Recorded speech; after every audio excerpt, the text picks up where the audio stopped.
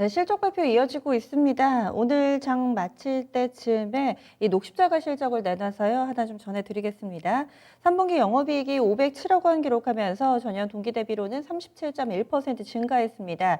시장 예상치가 530억 원 정도였는데 예상치는 하회했습니다. 워낙에 이 제약바이오 섹터 내에서도 녹십자는 실적이 어느 정도 좀 나오는 업체였고 기대가 있었는데요. 일단은 시장 예상치는 다소 좀 하회했다는 점 함께 좀 말씀드립니다. 그러면 내일장을 위한 전략 세워보겠습니다. 절대 전략이고요. 함께 해주실 분은 메리츠증권의 정영훈 과장입니다. 안녕하세요. 네, 안녕하세요. 네, 오늘 장 어떻게 보셨는지 한마디로 표현해 주시죠.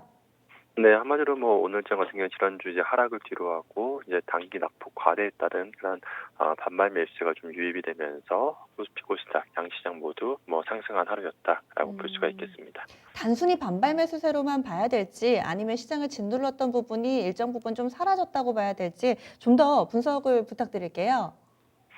네, 우선 지난달이 이제 10월 달 지난 이제 3월 코로나 팬데믹 이후에 처음으로 월간 하락 마감을 한 한 달이었는데요. 특히나 이제 지난달 이제 중순 이후부터 계속해서 시장 하락을 좀 이끌었던 요인들이 바로 이제 유럽발 이제 확진자 수 증가, 그리고 이제 미국 이제 대선을 앞두고서 이제 불확실성, 이러한 부분이 가장 좀 시장에 악영향을 미친 요인이었다라고 볼 수가 있겠습니다. 이러한 주요 이슈들에 대해서는 여전히 지금 불확실성이 지금 이어지고 있는 상황이고요. 그렇다 봤을 때 사실 시장에 지금 뚜렷한 호재는 없는 상황인데 아무래도 최근에 하락에 따른 좀 반만 매수세가 유입이 되지 않았나 그렇게 보여주고 있습니다. 특히나 오늘 보면 이제 금융업종, 이제 은행업종이 오늘 상당히 좀 강세 흐름을 띄었는데요. 미국 이제 대선 이후에 이제 재정 정책 확대에 대한 기대감이 부각이 되면서 이제 향후 이제 금리 상승에 대한 기대감이 좀 기대가 되면서 은행업종이 이제 상승을 했습니다. 그렇지만 이러한 부분은 사실상 어느 정도 좀 기대감인데 은행업종이 최근에 이제 3분기 호실적을 또 발표를 했고요. 그동안에 시장에서 철저하게 이제 소외됐었다 보니까 어느 정도 좀 저가 매수세가 유입이 된 것으로 그렇게 좀 보여주고 있습니다. 최근에 이제 시장 컨셉을 좀 반증하는 부분이 아닌가 싶은데요. 그동안 이제 많이 올랐던 그러한 좀 종목들 같은 경우 좀 차익 실험 매물이 좀 많이 나오는 반면에 지난 3월 이후 주가가 크게 오르지 못한 그런 업종이라든지 종목군들 쪽으로는 계속해서 저가 매수세가 유입이 되고 있다는 점을 좀 눈여겨봐야 되지 않나 그렇게 보고 있습니다. 또한 이제 오늘 같은 경우에는 이제 외국인 투자자들이 3거래일 만에 현선물에서 동반해서 좀 순매수세에 좀 나섰다는 점에서 향후 이제 외국인 수급도 좀 중요한 좀 관전 포인트가 아닐까 그렇게 보고 있습니다. 네, 그렇네요. 오늘 외국인 현선물 나란히 샀고 또 기관도 현선물 나란히 매수 우위를 보여주면서 이런 수급을 또 오랜만에 본 것 같습니다. 그러면 한 주 동안의 주요 일정 하면은 사실 그동안 워낙에 좀 미국 대선만 보면서 열심히 달려와서 그 외에 놓쳐서는 안 될 일정들도 상당히 많을 텐데요. 한 주의 주요 일정들 정리해 주시죠. 네, 이번 주 사실 일정은 역시나 미국 대선과 상하원 선거가 가장 큰 이슈다라고 보시면 될 것 같습니다. 바로 이제 내일 이제 미국 대선 상하원 선거가 예정되어 있는 상황인데요. 그렇지만 지금 현지 시간으로 이제 11월 3일이죠. 근데 이제 우편 사전 투표 참여가 역대 최고치를 기록을 했습니다만 지금 트럼프 대통령이 이제 불복 가능성을 지금 언급을 하면서 좀 불확실성이 좀 증대가 될 가능성이 좀 높다라는 점을 좀 염두에 둬야 될 것 같습니다. 그리고 이제 11월 4일 이제 수요일 날 수요일부터 목요일까지는 미국의 이제 FOMC 회의가 예정이 되어 있는 상황인데요. 미국 대선 결과에 따라서 금융시장의 변동성이 확대가 되게 되면 향후 이제 또 긴급 대응 조치를 좀 발표할 가능성이 있기 때문에 이 부분도 좀 주목을 해야 될 것 같고요. 또 이제 목요일 같은 경우에는 FOMC 파월 그 연준 의장의 발언이 지금 예정이 되어 있습니다. 미 대선 결과에 따라서 또 파월 의장의 코멘트의 중요성도 부각이 될 것으로 지금 보여주고 있고요.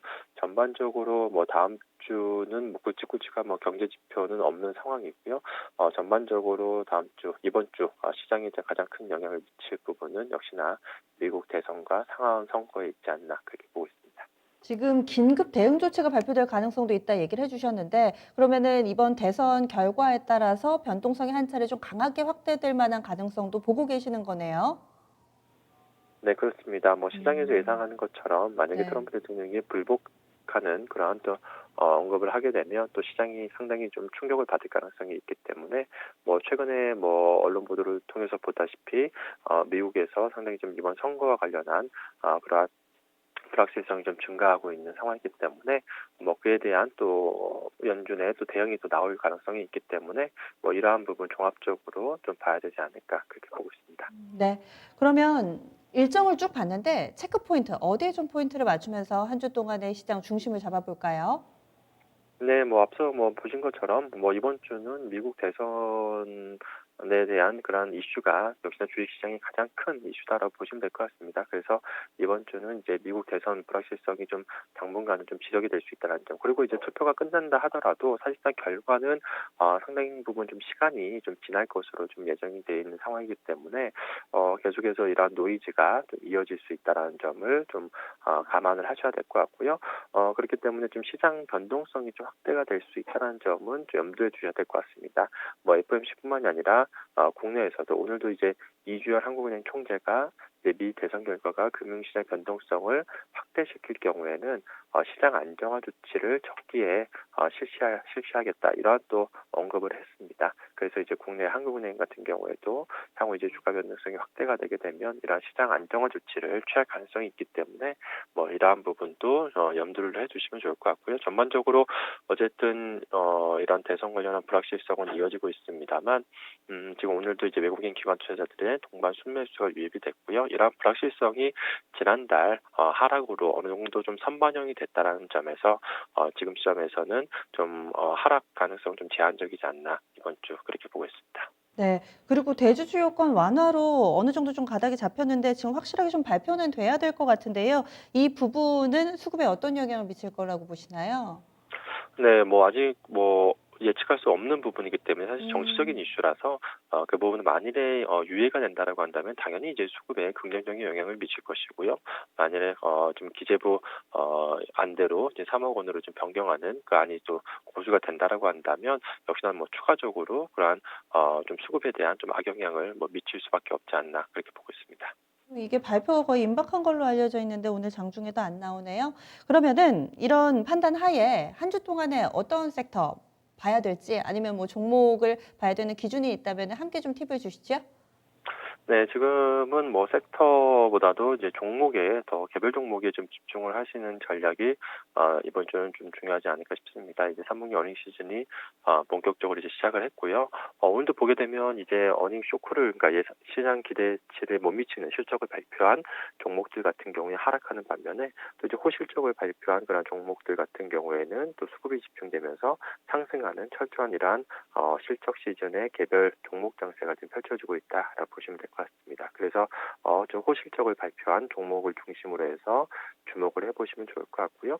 오늘 뭐 은행업종 특히나 대표적으로 은행업종 같은 경우에도 향후 이제 미국 대선 이후에 금리 인상에 대한 뭐 기대감이 주가 상승 모멘텀으로 작용했습니다만 실질적으로는 지금 3분기 상당히 좀 호실적을 거둔 좀 대표적인 업종이 이제 은행업종이기 때문에 이러한 어닝 시즌에 발맞춰서 좀 수급이 좀 긍정적인 그러한 업종이라든지 종목군들로 계속해서 시장에 관심이 집중될 가능성이 높지 않나 그렇게 보고 있습니다.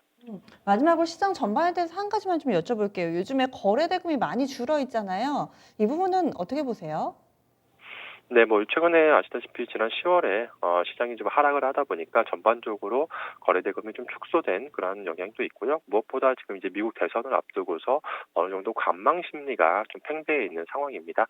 자연스럽게 시장 조정과 함께 거래 대금이 좀 줄어들었다라고 보시면 될 것 같습니다. 그래서 만일에 시장이 이제 계속해서 또 상승을 한다라고 한다면 거래 대금도 재차 좀 증가할 가능성이 있기 때문에 그 부분은 역시나 시장 변동성에 따라서 거래 대금은 줄어들었다 늘어났다 계속해서 그렇게 움직임이 나타나지 않을까 싶습니다. 네, 알겠습니다. 오늘 말씀 고맙습니다.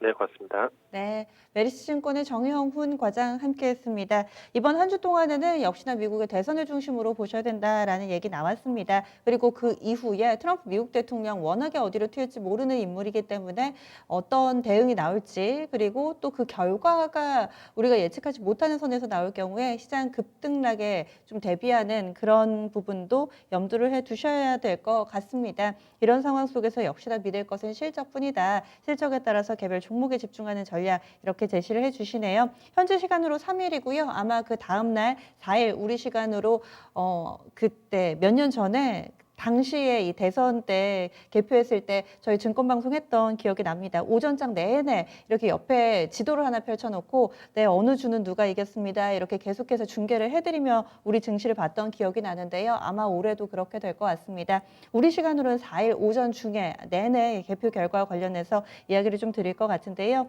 이런 부분들 또 장에 영향을 어떻게 미칠지 계속해서 이번 한 주는 얘기를 드릴 예정입니다. 여러분들도 이 부분 좀 눈여겨봐 주셔야 될 것 같습니다. 이렇게 해서 저희가 준비한 내용들 모두 다 전해드렸습니다. 아직까지 종목에 대한 고민이 있으시다면 이어지는 진짜 쉬운 진단 시간 적극적으로 참여해 주시기 바랍니다. 전 여기서 인사드릴게요. 지금까지 다양한 투자 판단에 대한 도움 말씀드렸습니다. 종목의 상승과 하락을 보장하지는 않습니다. 내일 뵙겠습니다. 고맙습니다.